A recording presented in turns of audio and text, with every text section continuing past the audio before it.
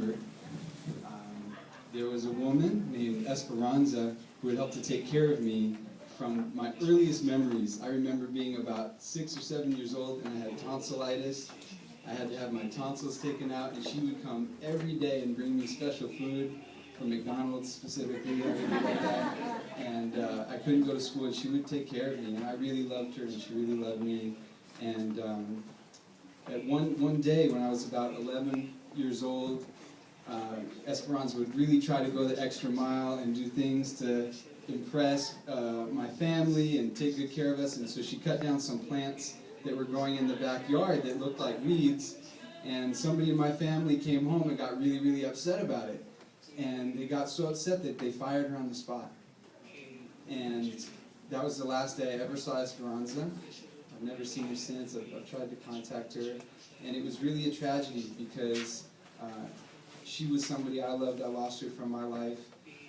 My family, even the person who fired her, really loved her, but was just angry in this one moment, and they lost her, and she lost her job. And I've never forgotten that since I was a little kid, that there was this moment of real injustice, and it hurt me, and I know it hurt her. And a few years later, another wonderful person came into our life, and her name is Patty. Patty's here. I'd like to invite her to come up to stand.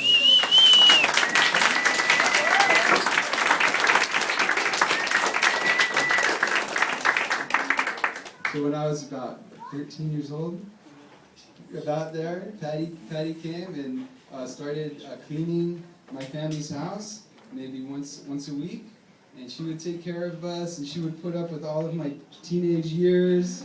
We were tough cookies, but she was so good to us. And now Patty also cleans my neighbor's house, my friend's house, my extended family's house. And she's a member of our family, she's a member of our community. And I want to make sure that nothing ever happens to Patty like happened to Esperanza. And I want to make sure... Yeah. This is my first time right hearing this story, and I'm sad because I get a big surprise.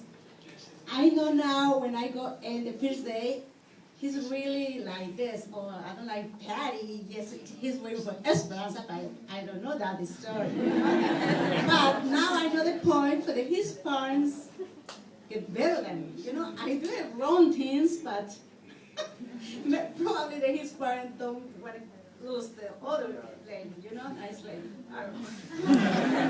That's right. Well, we've made the mistake already one other time, so we learned our lesson. But we want to make sure that other people don't have to go through that same experience. And we want to make sure that there are laws that make sure that people treat each other the way they need to be treated, and that domestic workers are valued as much as they contribute to our lives, which is tremendously. The other part about it is that the laws are not going to be enough. Even if the laws are passed, even if the law had been passed when I was 11 years old, it probably would not have been enough to stop Esperanza from being fired in that moment. We need to have a culture of accountability where we remind each other of what is the right thing to do. And for a lot of employers, myself included, I don't always know what is the right thing to do.